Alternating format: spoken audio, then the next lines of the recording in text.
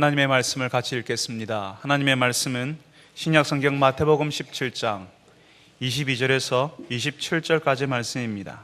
제가 가진 성경은 신약성경 29쪽 마태복음 17장 22절에서 27절까지 말씀입니다. 마태복음 17장 22절에서 27절까지 말씀을 저하고 함께 교독하도록 하겠습니다. 제가 먼저 22절을 읽습니다. 갈릴리에 모일 때에 예수께서 제자들에게 이르시되 인자가 장차 사람들의 손에 넘겨져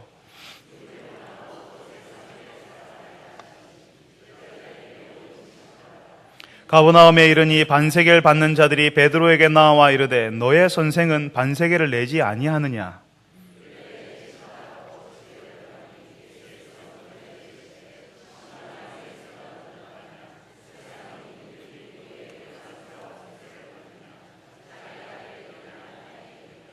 베드로가 이르되 타인에게니이다. 예수께서 이르시되 그렇다면 아들들은 세를 면하리라. 그러나 우리가 그들이 실족하지 않게 하기 위하여 네가 바다에 가서 낚시를 던져 먼저 오르는 고기를 가져 입을 열면 돈 한 세개를 얻을 것이니 가져다가 나와 너를 위하여 주라 하시니라. 아멘. 할렐루야 찬양대에서 하나님께 찬양을 올려드리겠습니다.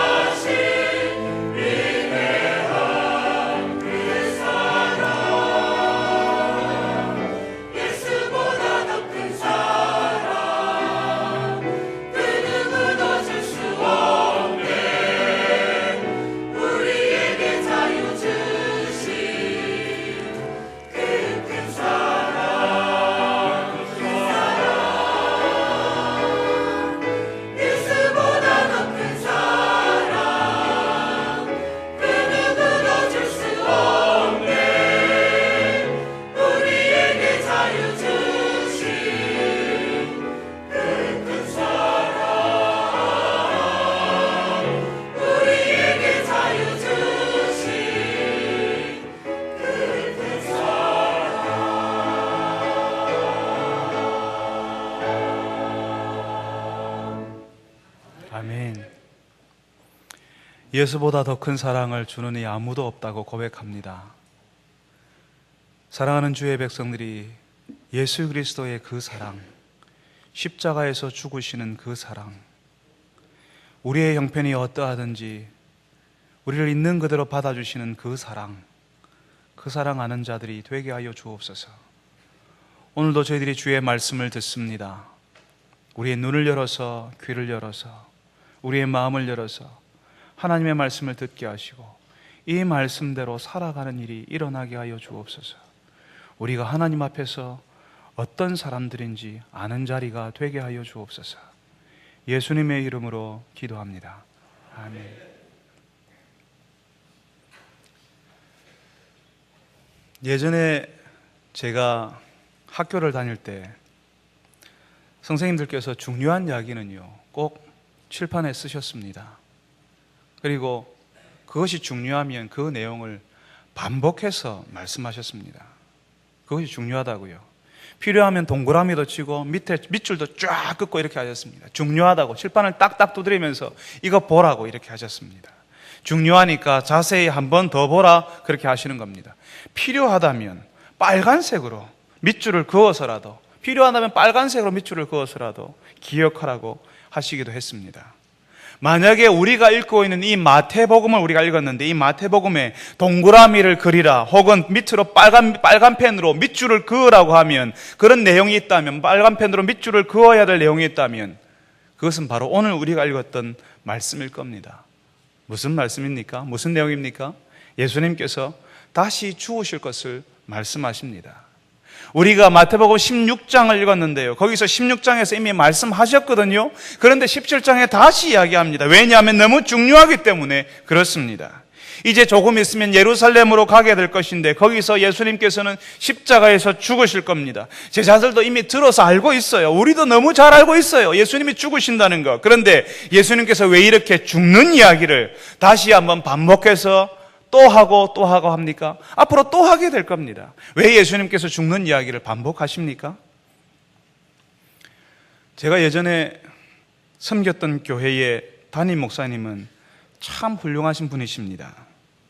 그분께서 은퇴가 몇 년 남지 않으셨습니다. 작년 여름에 제가 그 목사님을 만났을 때에 그런 이야기를 하시더라고요. 이제 몇 년 있지 않아서 은퇴를 하는데, 몇 년 남지 않아서 은퇴를 한다고 생각하니까 강단이 새롭다라고 이야기하십니다.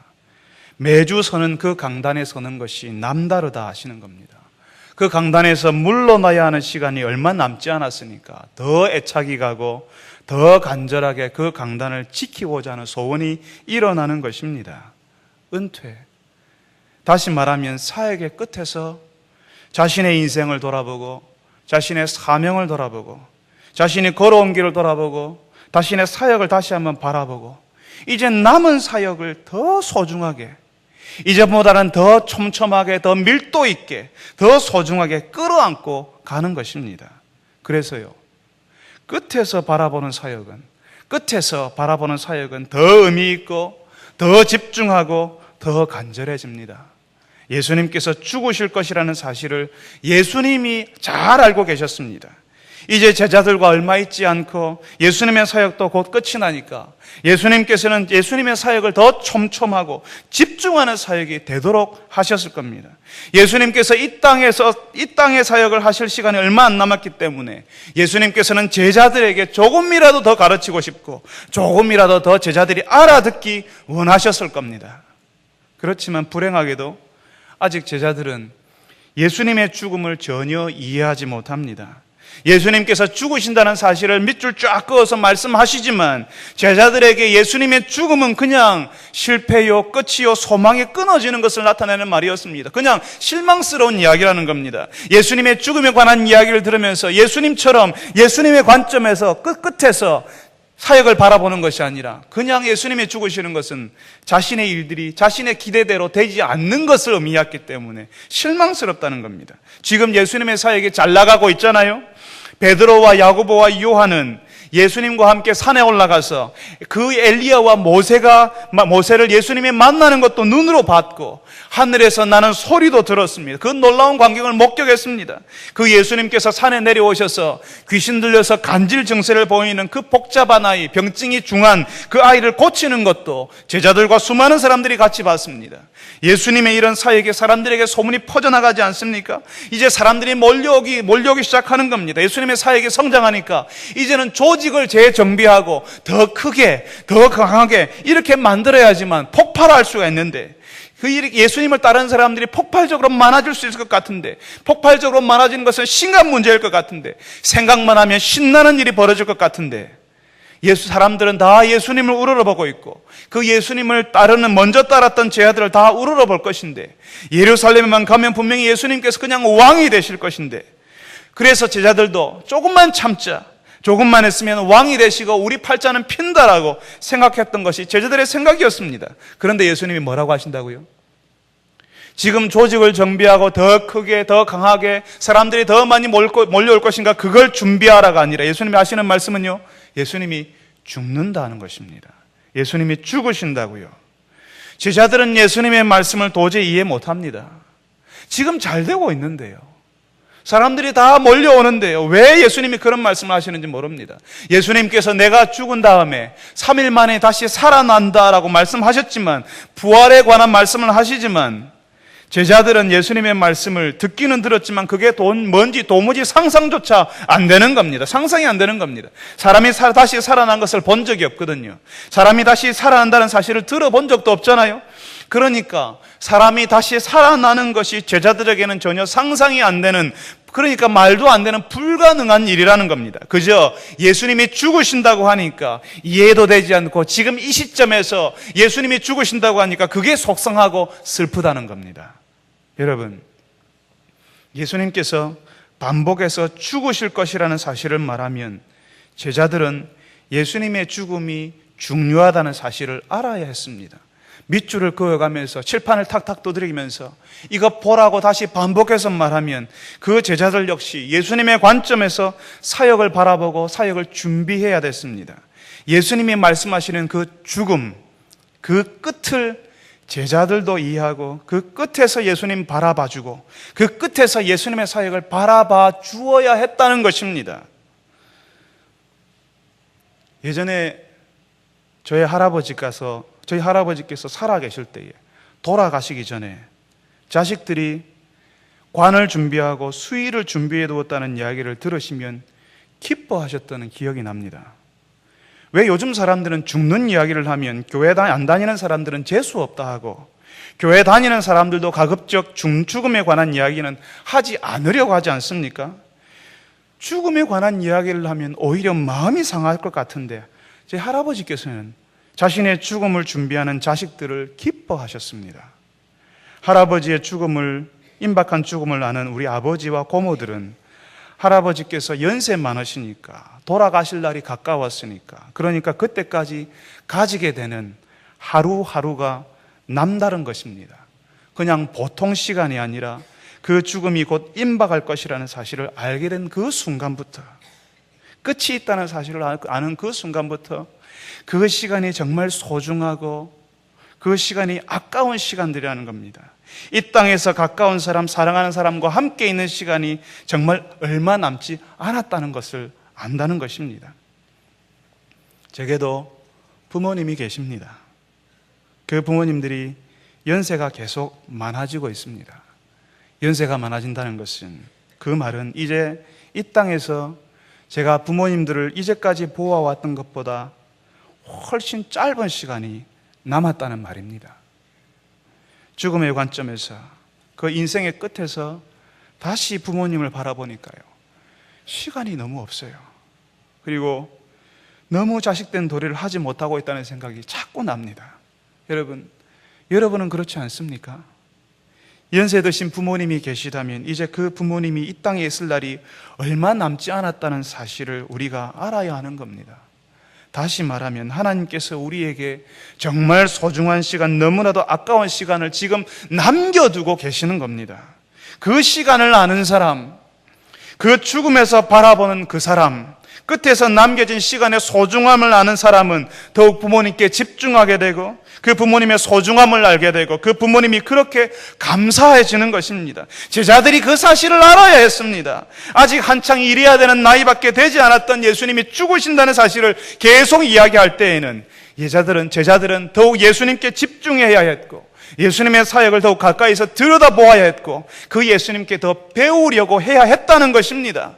사랑하는 성도 여러분, 예수님께서 제자들에게 죽음을 말씀하시는 것처럼 우리 모두가 이 죽음을 앞에 두고 있습니다.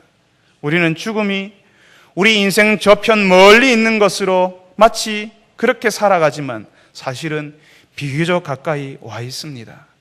우리에게 끝이 있다는 것입니다. 사실은 여기서요, 끝이 안 보이는 사람도 있어요. 10대들은요, 끝이 안 보인다고 이야기하잖아요. 내가 언제 20살이 되지? 내가 언제 결혼할 수 있는 나이가 되지? 내가 언제 30이 되고 40이 되지?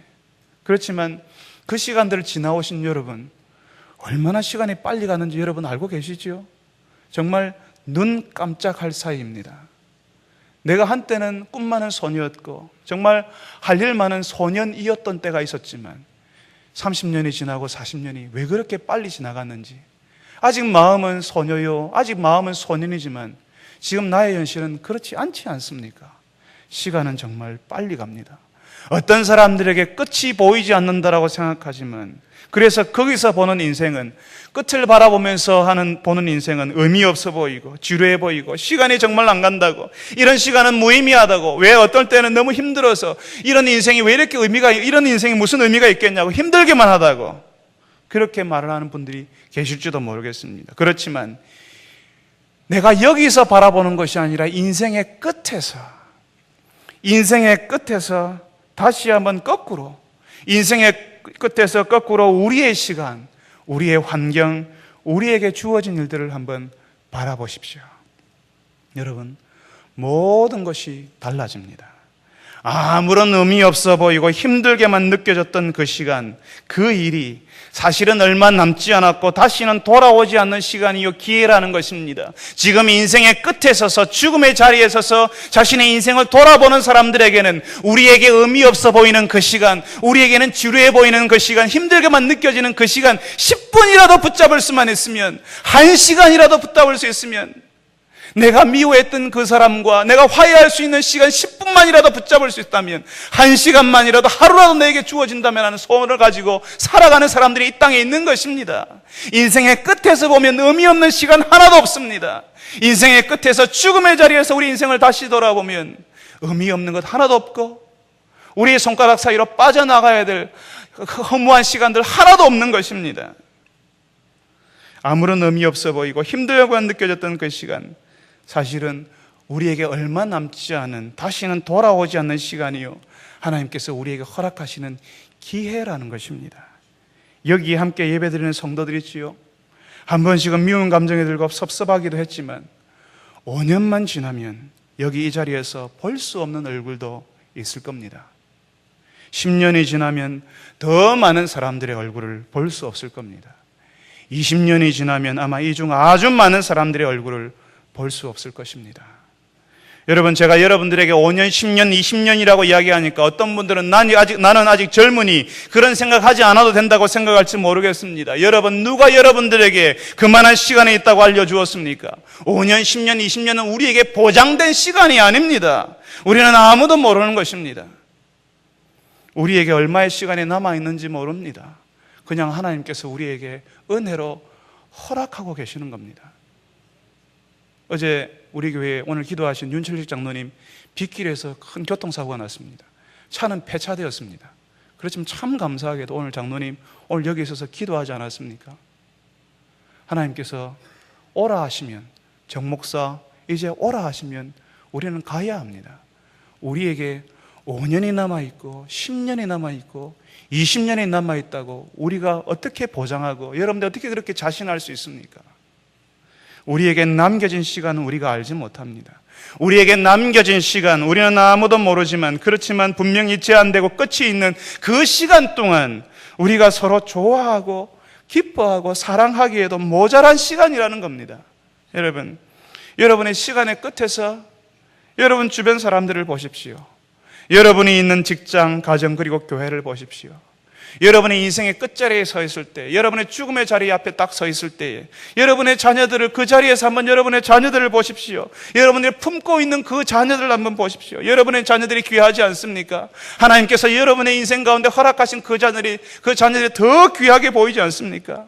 여러분들에게 허락하신 그 부모님들이 더욱 감사하지 않습니까?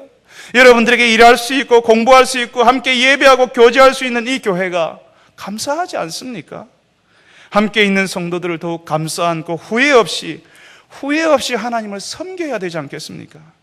사랑하는 성도 여러분들이 우리에게 허락된 이 제한된 시간 속에서 주변 사람들을 섬기고 사랑하는 분들이 되시기를 바랍니다. 인생의 끝에서 자신의 인생을 바라볼 줄 아는 지혜로운 사람, 후회 없이 하나님 사랑하는 사람들이 되시기를 바랍니다. 사랑하는 성도 여러분, 예수님께서 죽으신다는 그 죽음은요, 우리를 위해서 대신 죽는 것을 의미합니다. 예수님께서 말씀하시는 그 죽음 때문에 예수님을 따르는 사람들, 예수 신앙을 가진 사람들의 죽음에 대한 생각이, 우리가 가지고 있는 죽음에 대한 생각이 예수님의 죽음 때문에 완전히 바뀌게 되는 겁니다.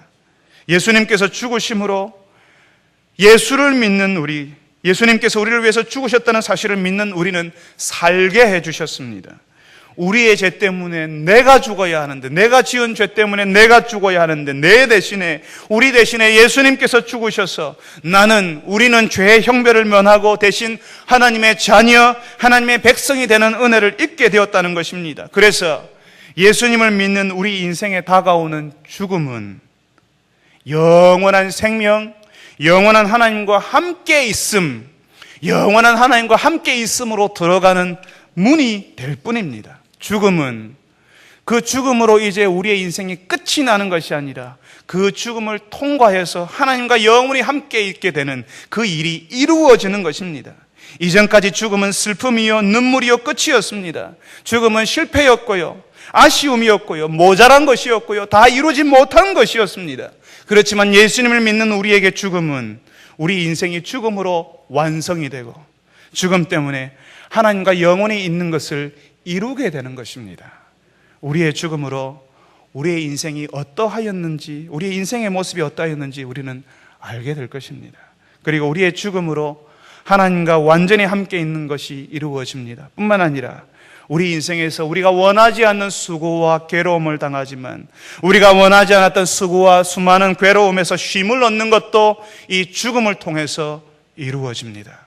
사랑하는 성도 여러분, 예수님이 죽으심으로 우리의 죽음이 바뀌었습니다. 우리는 이제 두려운 죽음, 실패의 죽음, 일을 다 이루지 못해서 섭섭하고 아쉬운 죽음을 맞는 것이 아닙니다. 예수님께서 우리를 위해서 죽으심으로 우리는 우리에게 다가오는 그 끝을 감사함으로 받을 수 있게 되었습니다. 그리고 그 끝에서 다시 인생을 바라보고 세상을 바라보는 눈을 가지게 된 것입니다. 이렇게 예수님을 통해서 죽음을 받아들이는 사람, 끝에서 인생을 바라볼 수 있는 사람들은 자신의 자리에서 죽는 연습을 하게 됩니다. 왜 이렇게 예수님께서 제자들에게 죽으실 것을 자꾸 이야기합니까? 내가 죽는다라고 특별히 제자들에게 내가 죽는다라고 계속 이야기합니다. 내가 죽지만 다시 살아난다라고 계속 이야기하는 이유가 뭘까요?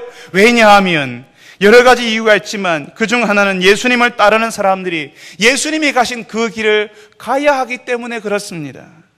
예수님이 지금 내가 죽는다라고 말씀하시는 이유는, 제자들에게 그것을 가르치는 이유는 그 제자들도 예수님이 가신 그 길을 가야 하기 때문에 그렇습니다. 예수님이 그러셨잖아요. 나를 따라오려거든 자기를 부인하고 자기 십자가를 지고 따라오라고 말씀하셨잖아요. 십자가를 진다는 말은, 십자가를 지는 사람은 죽는 사람들이었습니다. 십자가를 진다는 말은 죽는다는 것이었습니다. 예수님께서 죽으시는 것처럼 예수님을 따르는 사람들도 예수님께서 가신 길을 가야 하는 것입니다. 그래서 우리도 사실은 죽습니다. 사실은 우리도 죽어야 합니다. 가정에서 죽고, 사랑방에서 죽고, 직장에서 죽어야 우리가 있는 자리가 살아날 수가 있습니다. 우리가 죽고 예수가 살아야 거기가 살아나는 것입니다. 그런데 우리는 자꾸 우리의 본성을 살리고 우리의 죄를 살리고 우리의 과거가 살아나서 춤을 추도록 하는 것입니다. 우리의 본성을 죽이고 우리의 죄를 죽이고 우리의 과거가 죽어버리는 자리에 우리가 서 있어야 되는데 오히려 우리의 과거가 드러나게 하고 우리의 죄가 드러나게 하고 우리의 본성이 춤을 추게 만들어서 우리 모두가 죽는 방식을 택하는 것입니다. 우리의 본성이 죽고 우리의 죄가 죽고 우리의 과거가 죽어버리는 그 자리에서 생명이 나타나고 예수의 은혜가 나타날 것입니다.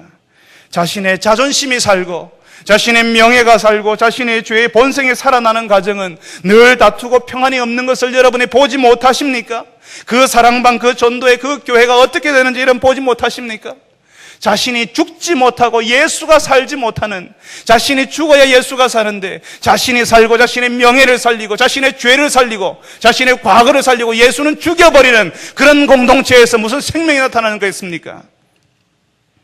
사랑하는 성도 여러분, 죽어야 산다는 말을 알지 못하기 때문에, 아직 옛자가 죽지 못한 사람이 너무 많기 때문에 교회는 아직도 하나님의 교회가 아닌 것입니다. 사람의 소리가 들리고 사람의 소리가 판을 치는 교회가 되는 것입니다. 예수의 사람은 그 자리에서 죽습니다. 내가 담임 목사이기 때문에, 내가 장로이기 때문에, 내가 권사이기 때문에, 내가 세상에서 한 자리 하는 사람이기 때문에 목소리를 높이는 것이 아니라 그냥 그 자리에서 죽어야 합니다. 다른 사람들을 섬기기 위해서 죽는 사람입니다. 이미 예수님 때문에 죽는 것이 해결된 그 사람은 자신의 자리에서 죽는 것이 두렵지 않습니다. 이미 예수와 함께 죽었기 때문에 자신의 과거가 묻히고 자신의 명예가 묻히고 자신의 자존심이 묻히는 것이 이상한 것이 아닙니다. 왜냐하면 이미 죽었거든요. 죽지 못하기 때문에 자신의 자존심이 밟히는 것이 속상하고 자신의 명예가 더럽혀지는 것이 너무나 괴롭고, 죽지 못하기 때문에 자신의 과거가 드러나지 못하는 것이 괴로운 것입니다. 예수의 사람은 죽는 사람입니다. 사랑하는 성도 여러분, 여러분들이 예수님 때문에 여러분의 자리에서 죽을 수 있는 분들이 되시기를 바랍니다. 죽기 때문에 살아나는 그 하나님의 생명의 법칙을 여러분 스스로 경험해 보시는 분들이 되시기를 바랍니다. 끝에서 죽음의 자리에서 자신의 사역을 바라보셨던 예수님께서 우리에게 이제 특이한 장면 하나를 보여주십니다. 예수님께서 갈릴리 가버나움으로 가셨는데 거기서 성전세를 거두는 사람이 왔습니다. 그 당시에 유대 사회에서는 20살이 넘은 유대인 성인 남자는 매년 반세겔을 성전세로 내었습니다. 그 성전세를 받아서 그 성전을 움직이는 비용으로 사용했습니다. 반세겔은 2드라크마, 그러니까 1드라크마는 그 당시 일용 노동자가 하루 일하고 받는 품삯이었습니다. 그러니까 2드라크마가 반세겔이잖아요. 이틀치 품삯 정도를 매년 성전세로 내었습니다. 그런데 그 당시 사람들은요, 예수님을 종말을 기다리는 선지자 정도로 생각했습니다. 그런 종말론적 선지자들은 그 당시 성전 제도를 싫어했거든요. 그러니까 성전세 같은 것도 내지 않았습니다. 그래서 성전세를 거두는 사람들이 베드로에게 넌지시 물어봅니다.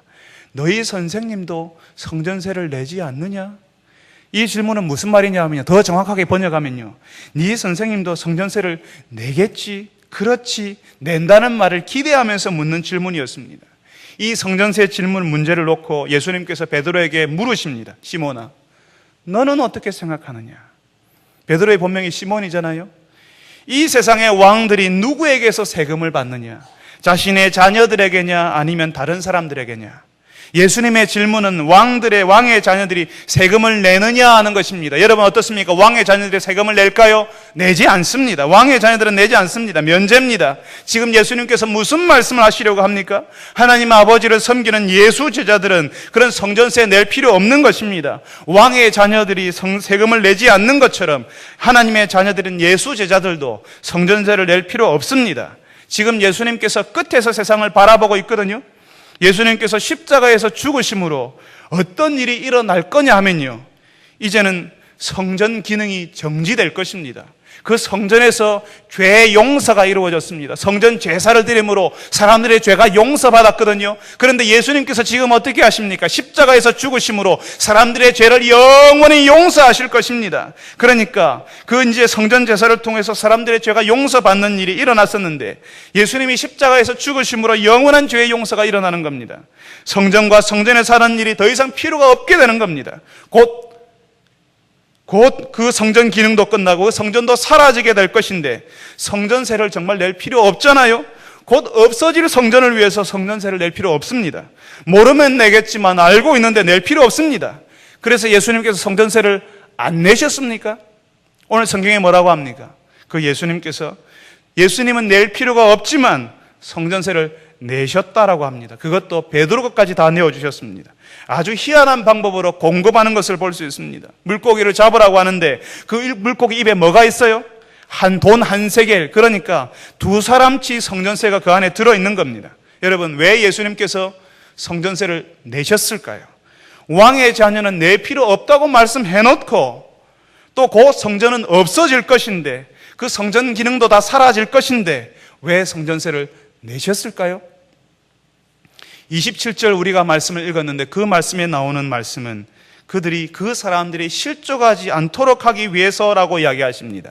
그러니까 성전세를 거두는 사람이나 성전에서 일하는 사람들, 그리고 그 성전을 중요하게 생각하는 사람들과 불필요한 충돌을 일으킬 필요가 없다는 것입니다. 예수님은 안 해도 괜찮아요. 제자들도 안 해도 괜찮아요. 안 해도 좋지만 할 필요가 없지만 해주라고 예수님께서 말씀하십니다. 예수님을 믿는 사람들과 교회 바깥 사람들과 우리 안에 있는 사람들과 불필요한 논쟁거리를, 분쟁거리를 만들지 말라는 것입니다. 예수님을 믿는 우리는 분명 하나님의 백성이요 하나님의 자녀들입니다. 이 세상의 질서와는 또 다른 하늘의 질서를 따라 사는 사람들입니다. 그렇지만 우리의 질서를 이해하지 못하는 사람들이 교회 바깥에 많이 있지 않습니까? 그 사람들이 우리를 향하여서 우리를 정신이 온전하지 못하는 사람이라고 그렇게 손가락질 할지도 모릅니다. 심지어는 교회 안에도 교회는 다니지만 자신이 하늘의 질서에 속한 사람, 하나님의 백성이라는 사실을 모르는 사람도 많이 있습니다. 그런 분들과 함께 살아가는데 그분들과 불필요한 분쟁, 논쟁을 일으킬 필요가 없다는 사실을 예수님께서 말씀하십니다. 예전에 우리가 전도할 때 이렇게 하지 않았습니까? 우리가 전도할 때 그랬습니다. 입에 확성기를 가지고 마치 샌드위치맨처럼 앞에도 뒤에도 글을 붙여놓습니다. 예수 천당 불신 지옥 이렇게 붙여놓고 옛날에 전도를 그렇게 했습니다. 큰 마이크 확성기를 가지고 사람들에게 와 외치기 시작했습니다. 예수 천당 불신 지옥. 우리 선배들이 전도할 때 쓰는 방식이었고 지금도 많은 분들이 이런 식으로 전도하고 있습니다.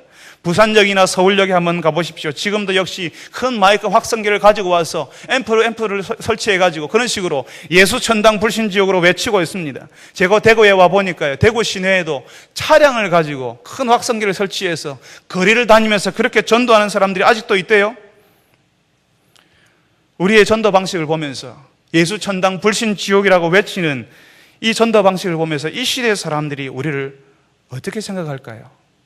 그분들이 그런 생각하지 않겠습니까? 어이구, 나도 교회에 가면 나도 마이크 잡고 저런 식으로 예수 천당 불신지옥 하면서 외치라고 사람들이 시키는 거 아닐까? 나도 그런 사람이 되는 거 아닐까? 나도 샌드위치맨처럼 앞에 예수 천당 붙여놓고 불신지옥 붙여놓고 그렇게 거리를 다니는 사람이 되는 것이 아닐까라는 두려움 가지지 않겠습니까? 예전에 어떤 집사님이 전도지를 들고 전도를 하러 다니는데요, 지나는 분이 그 전도지를 받지 않는 거예요. 아니면 또 어떤 분들은 그러잖아요. 그 전도지를 받아서 쓰레기통에 넣어버리지 않습니까?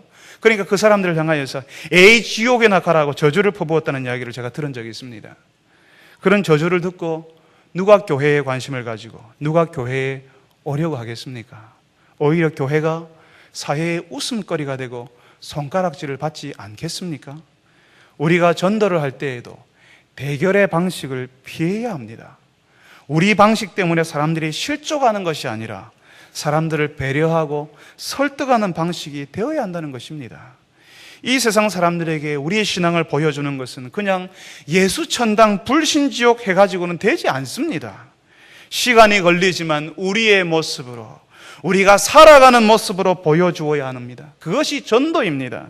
예수 믿지 않는 남편은 예수 믿는 아내를 보고 신앙을 보고 그 아내가 믿는 예수, 그 아내가 다니는 교회를 판단합니다. 예수 믿지 않는 남편은 예수 믿는 아내를 보고 나도 한번 예수 믿어볼까? 저 아내가 믿는 그 하나님 진짜 계신 것 아닌가라고 판단하게 되는 것입니다. 우리가 늘 좋은 모습 보여주지 못하지만 어려울 때도 있고 아플 때도 있지만 그때에도 하나님을 의지하고 사람들을 배려하는 성도의 모습을 가질 때 사람들은 비로소 우리가 누구인지를 알게 되는 것입니다. 저 사람들이 예수 믿는 사람이구나. 저 사람들이 하나님의 백성들이구나. 이 땅의 사람들을 존중하는 하나님의 사람들이라는 사실을 알게 될 것입니다. 어떤 분은 그런 이야기 합니다. 우리가 죽으면 모든 게 헛것인데, 성전 없어지는 것처럼 우리가 죽으면 모든 게 헛것인데 뭐하러 그렇게 열심히 하냐고 그렇게 이야기하십니다. 심지어는 예수님이 곧 오신다고 믿는 사람들 중에는 직장도 때려치우고 학교도 가지 않고 오직 전도만 하러 다니는 사람들도 있습니다. 지금 질서가 다 사라질 것인데 뭐하러 직장에 다니고 학교에 다니냐고 말합니다. 여러분, 최근에 한국 사회를 어지럽게 만드는 신천지가 이런 주장을 하고 있습니다. 신천지 이단이요, 시한부 종말론이거든요. 시한부 종말론이라는 것은 곧 지금 당장 1, 2년 안에 예수님이 오신다는 이야기입니다. 그 종말이 온다고 믿는 집단입니다. 그러니까 14만 4천 명이 차면 끝이 오니까 학교 다닐 필요 없지요. 곧 다 되는데 직장 다닐 필요 없습니다. 학교도 중단하고 직장도 그만 다니고 14만 4천 명을 모으는 일에 혈안이 되는 겁니다. 사랑하는 성도 여러분, 예수님께서 우리에게 알려주시는 종말은 그런 것이 아닙니다. 인생의 끝에서, 우리의 인생의 끝에서 죽음의 자리에서 다시 우리의 인생을 바라보는 것입니다. 우리가 만나는 한 사람 한 사람이 다 소중하고 우리가 접하는 시간들, 기회들이 다 소중한 것입니다. 분명 세상에 종말이 오면 이 세상의 질서가 바뀌겠지만 하나님께서 우리에게 허락하신 이 세상이 무의미한 것이 아니라니까요. 하나님께서 원하시는 것은 우리에게 허락하신 이 창조의 세계를 우리가 누리고 가꾸고 그 안에서 열심히 살아가는 것입니다. 하나님께서 우리에게 허락하신 그 가정을 지키고 하나님께서 우리에게 일하도록 불러주셨던 그 직장에서 열심히 일하고 하나님께서 우리를 불러주셨던 이 교회를 이루어가고 이 교회에서 하나님이 살아계신 것을 드러내는 그 열심히 그 일을 감당하는 가운데 하나님이 허락하시는 끝을 맞이하는 것입니다. 사랑하는 성도 여러분, 예수님께서 우리에게 다시 죽음을 말씀하십니다. 예수님의 죽음 때문에 우리의 죽음이 바뀌었습니다. 우리의 죽음은 인생을 다시 바라보게 하고 그 끝에서 세상을 다시 바라보고 소중함을 알아서 그 세상이 너무 소중하니까 그 하나님의 은혜로 그 세상의 소중함을 가지고 열심히 살도록 만드는 것입니다. 이 세상 질서가 끝날 것인데 죽으면 모든 것이 끝나니까 아무것도 필요 없다는 것이 아니라 우리에게 다가오는 그 끝은 우리의 시간을 소중하게 하고 우리를 더욱 열심히 살도록 하고 더욱 하나님을 의지하게 만드는 것입니다. 끝에서 바라보는 세상은 허무하지도 않고 무조건 힘든 것만 있는 세상이 아닙니다. 끝에서 바라보는 세상은 우리가 끌어안고 가야 할 소중한 사람들이 있는 세상입니다. 하나님께서 우리에게 주시는 기회가 있고 하나님을 의지할 때에 하나님께서 우리에게 보여주시는 하나님의 기적이 있고 하나님의 은혜가 있는 세상입니다. 사랑하는 성도 여러분들이 예수님이 우리에게 알려주신 그 끝, 죽음의 자리에서 세상을 바라보는 눈을 가지시는 믿음의 사람들이 다 되시기를 바랍니다. 우리 같이 한번 기도합시다. 우리 한번 기도할 때에 인생의 끝에서 죽음의 자리에서 세상을 바라볼 수 있는 눈을 허락하여 주옵소서라고 기도합시다. 하나님께서 우리에게 허락하신 것이 얼마나 귀하고 소중한 것인지 다시 한번 들여다볼 수 있게 하여 주옵소서. 하나님께서 우리에게 허락하신 이 자녀들, 하나님께서 우리에게 허락하신 이 부모님들, 함께 신앙생활을 하도록 우리에게 붙여주신 우리의 성도들이 얼마나 귀한 사람들인지를 보게 하여 주옵소서. 그리하여서 이 사람들 섬기며 살게 하여 주옵소서. 이 땅에서 열심히 살게 하여 주옵소서. 하나님께서 우리를 부르시는 날까지 이 가정과 직장과 교회를 세우며 섬기며 이 안에서 내가 죽고 예수님이 사는 일들이 일어나게 하여 주옵소서라고 우리 다 같이 한번 한 목소리로 기도하도록 하겠습니다. 거룩하신 아버지 하나님, 주께서 우리에게 주신 시간이, 우리에게 남겨주신 시간이 끝이 있다는 사실을 알게 하여 주옵소서. 그 끝에서 주님께서 우리에게 주신 인생을 바라보게 하시고, 주께서 우리에게 주신 가정을 바라보게 하시고, 주께서 우리에게 허락하신 이 일들과 교회를 바라보게 하여 주시옵소서. 주님, 아무것도 무의미한 것이 없고 그냥 힘들기만 한 것이 있는 것이 아니라 주님께서 주신 그 시간들 끝에서 그것들을 바라보며 너무너무 소중하고 붙잡고 싶고 지금 지나가면 다시 돌이킬 수 없는 시간이라는 사실을 알게 하여 주시옵소서. 아버지 하나님, 이 죽음을 우리에게 가르쳐 주시고 또 가르쳐 주신 것을 우리가 듣게 하여 주시옵소서. 우리 모두에게 끝이 찾아오게 될 것인데, 우리 가까이 있는 사람들에게 끝이 찾아오게 될 것인데, 그 끝이 오기 전에 그 사람들과 함께 있는 그 시간을 소중하게 붙들 수 있게 하여 주시옵소서. 그 사람들 섬기게 하여 주시옵소서. 우리의 남편, 우리의 아내, 우리의 자녀들을 붙들게 하여 주시옵소서. 그들을 위해서 기도하며 섬기게 하여 주시옵소서. 예수님이 가신 그 길을, 죽음의 길을, 죽어서 다시 살겠다고 말씀하시는 그 길을 우리도 가게 하여 주시옵소서. 우리가 있는 자리에서 우리가 죽지 못하고 우리의 자존심이 살고 우리의 명예가 살고 우리의 죄의 본성을 살리는 것이 아니라, 우리의 과거가 춤을 추는 것이 아니라, 주님, 우리가 거기서 죽고 예수 생명이 살아나는 역사가 일어나게 하여 주시옵소서. 그리하여서 무너져가는 가정을 주님께서 세워주시옵시고, 무너져가는 우리의 모임을 주님께서 세워주시옵시고, 힘든 우리의 교회를 주님께서 일으켜 주시옵소서. 우리가 살고 예수 생명이 일어나는 교회가 되게 하여 주시옵소서. 거룩하신 아버지 하나님, 지금 이 순간에도 기도하는 주의 백성들 가운데 시간이 무의미하고 어렵기만 하고 아무 소망 없이 살아가는 사람들도 있는 줄 압니다. 인생의 의미가 없어서 함께 있는 사람들과 너무너무 힘들어서 미워하고 섭섭한 마음이 들어서 여전히 속상해 있는 그런 분들도 여기에 함께 있는 줄 압니다. 주님께서 가르쳐 주신 것처럼 죽음의 자리에서, 인생의 끝에서 다시 한번 우리를 돌아볼 수 있게 하여 주옵소서. 우리의 인생을 돌아보고 우리와 함께 있는 사람을 다시 한번 보게 하여 주옵소서. 그 시간들이 얼마나 귀한지, 그 죽음의 자리에 지금 서 있는 사람은 그 시간을 돌이킬 수만 있다면, 그 시간을 다시 가질 수만 있다면, 흘러간 그 시간을 다시 한번 붙잡을 수만 있다면, 그렇게 안타까워하는 그 시간 우리가 무의미하게 허무하게 흘려보내지 않게 하여 주시옵소서. 미워하며 속상해하며 섭섭해하며 그렇게 싸우며 분쟁하며 지나지 않게 하여 주옵소서. 그 사람들 섬기며 사랑하며 존중하며 배려하며 그렇게 살게 하여 주시옵소서. 주님, 이 땅 위에서 아무 모상 질서가 없어질 것이니까, 아무 의미 없으니까 그냥 이 땅 위에서 아무렇게나 하며 살아가는 것이 아니라, 주님께서 우리에게 허락하신 그 시간 너무 귀한 것으로 알고, 그 사람들 귀한 것으로 알고, 소중한 것으로 알고, 우리의 환경을 귀한 것으로 알고, 그 환경 속에서 하나님 붙들며 섬기며 살아가게 하여 주시옵소서. 그리하여서 주님, 이 땅 위에서 주님께서 허락하신 은혜를 맛보게 하시고, 주님께서 우리 눈에 베풀어 주시는 하나님의 기적을 보게 하여 주시옵소서. 우리가 여기에서, 우리의 자리에서 죽지 못하고 명예를 살리고 우리의 자존심을 살리고 우리의 과거가 춤을 추게 하고 우리의 죄의 본성을 살리는 일이 일어나는 것이 아니라, 주님, 예수께서 살아나셔서 주님, 우리도 살아나고 우리의 모임이 살아나고 우리의 가정이 살아나는 것을 보게 하여 주시옵소서. 우리가 죽지 못하기 때문에 우리의 자존심이 상하는 것이 너무나 답답하고 우리의 명예가 더럽혀지는 것이 속상한 일이 일어납니다. 주님, 주께서 우리가 예수와 함께 다 죽는 사람이라는 사실을 알게 하셔서 우리가 있는 자리에서 다 죽고 예수가 살고, 그리하여서 우리가 있는 그 자리, 가정이 살고 우리의 몸이 살고 교회가 살고 우리의 사업장이 살아나는 역사가 일어나게 하여 주시옵소서. 예수님의 이름으로 기도합니다. 아멘. 함께 찬송